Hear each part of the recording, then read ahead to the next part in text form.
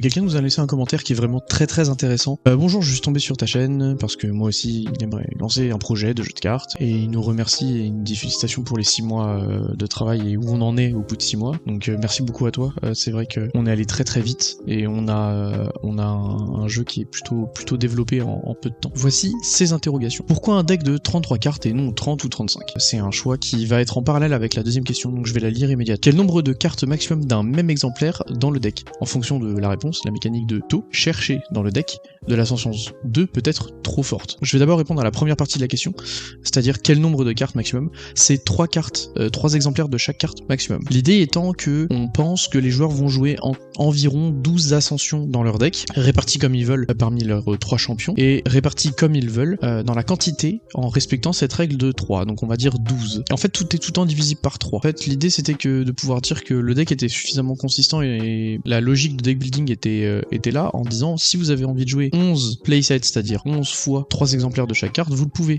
C'est pour pouvoir faire aussi des decklists simples, et le fait que ça soit 33 c'est marrant, c'est parce que il y a 3 champions, il y a 3 ressources au départ, on a 33 cartes dans notre deck, on commence avec 3 éthers,